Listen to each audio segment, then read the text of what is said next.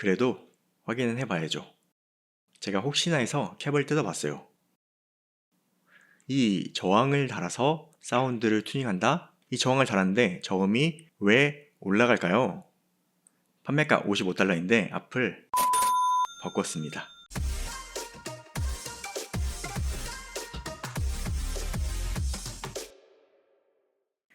안녕하세요, 영딥입니다. 오늘 소개해드릴 이어폰은 여기 프로젝트 레드라고 알려진 트루스 이어의 제로 레드입니다.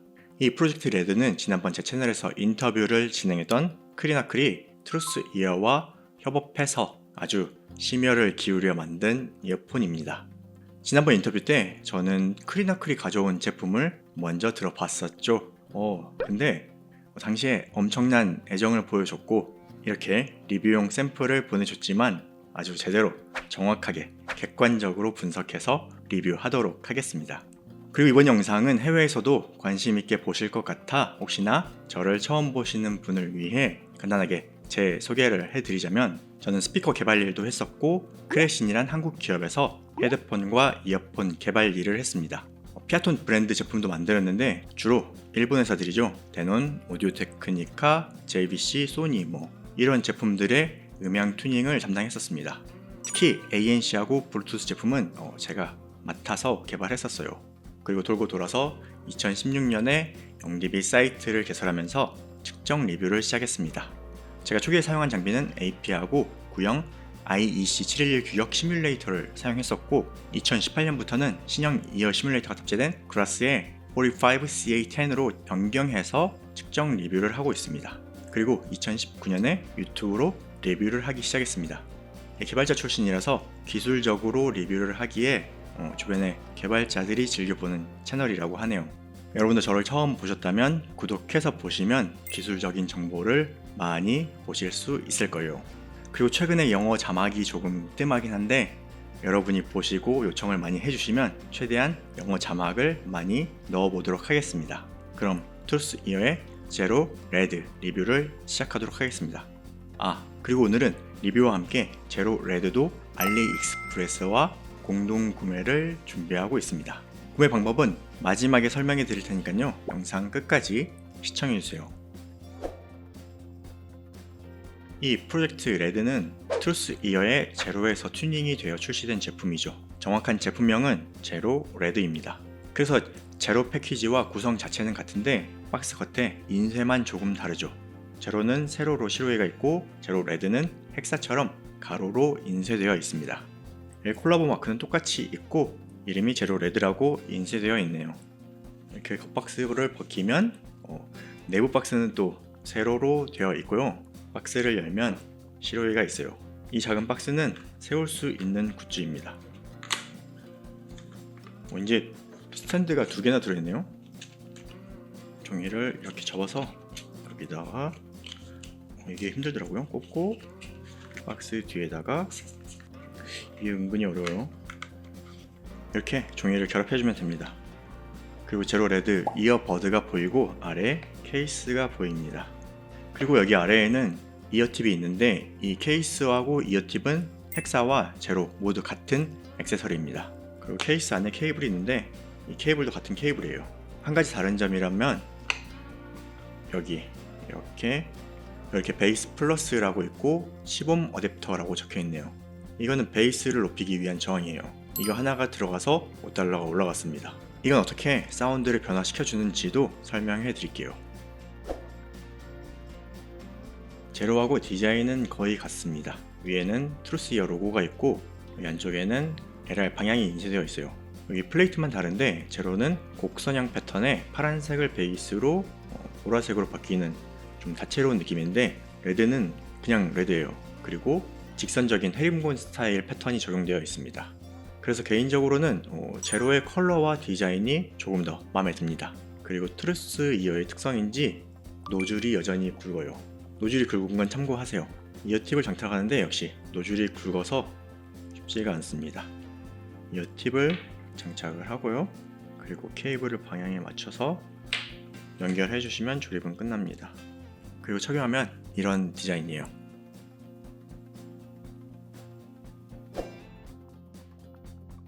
그럼 사운드를 봐야죠. 이 프로젝트 레드의 근본이 되는 제로를 먼저 간단하게 살펴보겠습니다. 제로는 멀티 DD, 즉 듀얼 다이내믹 드라이버를 탑재했습니다. 7.8파이 드라이버를 풀레인지로 사용하고 10파이 드라이버를 서브 우퍼로 사용하는 것이죠. 그러면 네트워크 구성을 어떻게 했는지 궁금하긴 한데 생각보다 잘 만들어 놨더라고요. 그리고 크리나클의 영상을 보니까 제로는 하만에서 만든 인이어 타겟에 맞춰 만들었다고 하더라고요. 그런데 크리나클은 하만 인이어 타겟이 저음이 좀 많고 고음도 많은 V형 밸런스라서 그다지 좋아하지 않는다고 했습니다. 실제 크리나클이 측정한 데이터도 그렇게 나오더라고요. 그런데 제가 측정한 제로는 조금 달랐습니다. 일단 제가 가지고 있는 이 제로는 샘플이 아닌 라인에서 생산된 판매용 제품입니다. 제가 사용하는 이 인이어 타겟은 하만의 연구를 기반으로 사운드 체크라는 장비에서 제공하는 타겟인데 크리나클 사이트에 있는 하만 인이어 2019와 같은 것으로 보입니다. 그런데 제가 측정한 제로는 고음은 타겟에 잘 맞는 반면 저음은 타겟보다 올라와 있는 것을 볼 수 있습니다. 그러면서 극저음은 또 내려가죠. 확실히 제로를 들어보면 서브 우퍼의 존재감을 잘 드러내고 싶었는지 저음이 살짝 벙벙한 소리를 내줍니다. 이 초고음은 적당하다 생각했는데 저도 하만 인이어 타겟에서 고음 쪽은 그다지 좋아하진 않아요. 이 고음 레벨이 잘 맞을 경우 고음 자극이 거슬리거든요. 그래서 크리나클은 저음과 고음을 좀 다듬은 것 같아요. 제로 레드 크리나클의 측정 데이터는 이렇게 나왔습니다. 저음을 살짝 내렸는데 극저음은 더 잘 살렸고요. 그리고 고음부를 살짝 내렸습니다. 여기서 볼 때는 하만 인이어 타겟에서 고음과 저음이 살짝 내려가는 패턴으로 보이죠. 하지만 제가 측정한 제로 레드 결과는 이렇습니다. 저음에서 극저음 라인은 하만 인이어 타겟에 더 잘 맞는 그래프인데 고음은 조금 내려간 패턴으로 보이네요. 타겟을 적용한 그래프를 한번 볼게요. 3kHz 이하에서는 타겟에 상당히 잘 맞는 패턴으로 측정되었습니다. 그리고 고음 쪽에서 살짝 내려간 패턴이죠. 다시 로우 그래프를 보면 확실히 이번에는 중음과 저음 쪽 라인 튜닝이 잘 되었습니다. 듀얼 드라이버인데 제로는 듀얼로 서브우퍼 존재가 확실하게 느껴지는 반면 제로 레드는 하나의 드라이버인 것처럼 중음에서 저음으로 연결된 소리가 상당히 자연스럽게 들립니다. 그리고 고음 레벨이 내려가서 조금 답답하지 않을까 하는 우려가 있을 수 있는데요. 여기에 볼록한 저음이 없어지니까 고음도 확실히 선명해지면서 해상도가 좋아졌습니다. 고음 레벨이 낮아도 충분히 좋은 밸런스 사운드를 들려줍니다. 그러니까 제가 측정한 기준에서 하만 인이어 타겟의 저음 라인은 정말 괜찮게 설정되었다고 생각하는데 고음은 조금 내려가야 할 필요가 있어요. 이 제로 레드는 제가 볼 때 전체적으로는 튜닝이 잘 되었다고 평가할 수 있습니다. 근데 또 제조사에서 이 튜닝 그대로 제조를 해줬다는 것이 조금 놀랍습니다. 왜냐면 이전에 제로는 확실히 사운드에서 서브 우퍼의 존재감이 명확하게 드러나는데 이 제로 레드는 너무 매끈하게 이어져서 과연 서브 우퍼가 제대로 구동하는가 하는 의심을 할 수도 있거든요. 하지만 저도 제로의 사운드를 들었을 때는 서브 우퍼가 좀 과하다 라는 느낌을 받았었기에 이번에 제로 레드의 튜닝이 매우 잘 되었다고 생각하고 있고요. 제조사랑 일을 하다 보면 이런 특징을 유지하려는 경향이 좀 있거든요. 하지만 크리나클의 의견대로 트루스 이어가 만들기로 결정한 것이 꽤 대단하다고 볼 수 있어요. 그래도 확인은 해봐야죠. 제가 혹시나 해서 캡을 뜯어봤어요. 여기 작은 홀과 추가 댐퍼가 보이네요. 여기 작은 홀이 저음이 나오는 홀이고요. 여기 댐퍼가 붙은 것이 중고음이 나오는 곳입니다. 그래서 이번에도 블루텍으로 막아서 2웨이 크로스오버 구성이 어떻게 되었는지 확인해 봤습니다. 측정해보니 이렇게 나왔습니다. 점선이 기본 제로 레드의 그래프이고 빨간색이 저음 특성, 파란색이 중고음 특성입니다. 이 부분에서 크로스오버가 구성이 된 것 같아요. 7.8파이 드라이버는 플레인지, 즉 중음과 고음을 담당하고 10파이 드라이버는 150Hz 이하 저음과 극저음을 담당하는 것을 확인했습니다. 이 네트워크를 어떻게 구성했는지 궁금해지는데 이런 결과를 보면 트루스 이어가 튜닝을 진짜 잘하는 것 같아요. 그리고 트루스 이어 제품들 노즐이 굵은 이유가 여기 있었네요. 그리고 또 하나 설계를 굉장히 잘 했다고 보여지는 부분이 여기 단이에요. 아주 얇은 단이 있죠. 여기는 금속 캡을 붙이기 위한 자리인데 만약에 이 단이 없으면 금속 캡을 붙이면서 저음 홀이 더 막힐 수가 있어요. 여기 단을 만들어서 저음이 나올 때 캡에 막히지 않게끔 고음과 잘 섞여서 나오는 역할을 하는 거죠. 제로에서 레드는 어떻게 튜닝을 했는지 궁금하지 않으신가요? 제가 아는 지식에서 설명을 해드릴게요. 이런 경우 임피던스 측정 결과를 보면 됩니다. 제로와 레드의 임피던스 측정 데이터입니다. 일반적인 1DD 커널형 이어폰의 임피던스는 이렇게 일직선이라고 보시면 됩니다. 그런데 제로는 저음이 살짝 올라가죠. 이 패턴은 네트워크에 콘덴서가 사용되었다는 거예요. 그래서 저주파로 갈수록 저항이 커지는 거죠. 그런데 레드는 일단 기본 저항 값이 좀 올라갔습니다. 약 18옴 정도로 올라갔죠. 이거는 아마도 저음 드라이버에 저항을 달았거나 임피던스를 올린 튜닝을 한 것 같아요.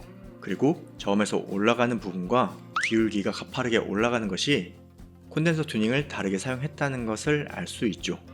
콘덴서를 더 달아서 저주파수로 갈수록 저항을 강하게 만들면 이렇게 그래프에서 7.88의 풀레인지 드라이버 저음을 내리는 기능을 하는 겁니다. 이걸 보면 이번에 정말 튜닝 잘 한 것 같네요.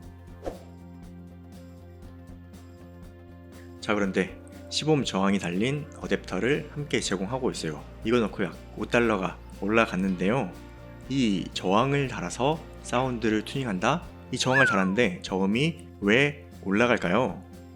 아시는 분도 계시겠지만 어떤 원리인지 설명해 드릴게요. 이 저항으로 사운드를 튜닝하는 건 제가 아는 선에서는 베이어 다이내믹 헤드폰 T1과 A1 앰프가 처음으로 알고 있어요. 혹시나 더 오래된 예가 있다면 댓글로 알려주세요. 이 T1이 600옴 헤드폰인데 임피던스 특성이 이렇습니다.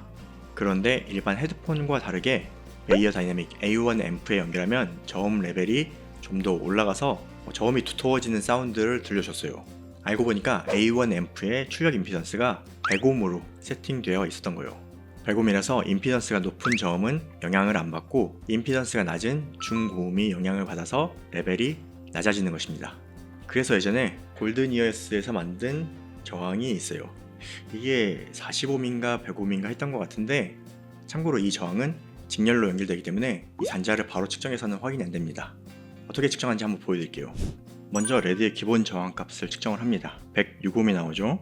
그리고 임피던스 어댑터를 연결을 하고 저항을 다시 측정해보면 116옴이 나오는 것을 볼 수 있죠. 딱 10옴이 올라가는 것을 볼 수 있습니다. 혹시나 해서 다시 보여드리면 이 저항 어댑터만 연결하면 저항이 측정되지 않아요. 그래서 이 단자도 한번 측정을 해볼게요. 이건 206옴이 나오네요. 그러면은 100옴 저항이 달렸다는 것을 알 수 있습니다. 이런 저항 어댑터는 직렬로 연결하게끔 설정이 되어 있는 거예요. 그리고 혹시라도 여러분이 이런 임피던스 어댑터를 사용해서 사운드를 바꿔보고 싶다면 이어폰이나 헤드폰의 임피던스 그래프를 잘 확인해 봐야 됩니다. 이 저음 쪽 임피던스가 높을 땐 저항을 달면 저음이 올라가고, 고음 쪽 임피던스가 높을 때 저항을 달면 고음이 더 올라갑니다. 어떻게 그렇게 되는지 그래프로 보여드릴게요. 여기 제로 레드의 기본 임피던스 그래프인데 10옴 어댑터를 추가하면 전체 임피던스가 10옴이 올라가죠. 그런데 중고음 영역은 원래 임피던스가 낮아서 추가된 임피던스의 영향이 크고, 임피던스가 높은 저음 쪽은 추가된 임피던스의 영향을 별로 받지 않게 되는 겁니다. 그래서 측정 데이터를 보면 같은 레벨로 측정했을 때 중고음 영역은 레벨이 많이 내려가고 저음도 내려가긴 한데 변화폭이 아주 좁죠. 그래서 이 그래프를 고음에 맞춰서 볼륨을 올리면 이렇게 보입니다. 볼륨을 올리면 저음만 딱 올라가는 것처럼 보이죠. 그래서 여러분이 나중에 이런 저항으로 사운드를 튜닝하고 싶다 그러면은 임피던스 그래프를 잘 참고해 보세요. 그런데 저항 자체가 이 전기를 방해하는 요소라서 굳이 추가하는 것을 추천하진 않습니다. 네, 오늘은 크리나클과 트루스 이어가 콜라보해서 만든 제로 레드를 살펴봤습니다. 제가 느낀 제로는 서브 우퍼의 존재감을 드러내기 위해서 저음이 조금 부담스러웠다면, 이번 제로 레드는 듀얼 드라이버가 하나인 것 같은 조화를 아주 잘 만들었어요. 굉장히 튜닝을 잘 했고, 크리나클이 추구하는 밸런스가 무엇인지 확실하게 알 수 있는 제품이라고 볼 수 있습니다. 거기에 추가로 저항을 사용해서 밸런스가 달라지는 경험을 해보실 수가 있습니다. 기본 판매가가 $55인데 일단은 이 가격 자체도 상당히 저렴하다 생각이 되는 가성비 이어폰이에요. 하지만 제가 이번에 알리익스프레스에서도 6월 행사가 있다고 하더라고요. 그래서 공동 구매를 준비했습니다. 판매가 55달러인데 앞을 3자로 바꿨습니다. 출시 초기 제품이지만 거의 30% 정도 할인율을 받았어요. 이것도 뭐 알리에서 마케팅 예산을 태워서 가능한 거죠. 다만 홍보용이기에 수량을 많이는 못 받았고요. 200대 받았습니다. 그리고 5일 배송도 진행될 예정이에요. 추가로 트루스 이어 CO도 함께 행사를 진행할 예정입니다. 아마 두 개를 같이 구매하시면 카드 할인이 추가로 적용될 것 같은데 자세한 금액은 조만간 영디비 사이트를 통해 공지해 드리도록 하겠습니다.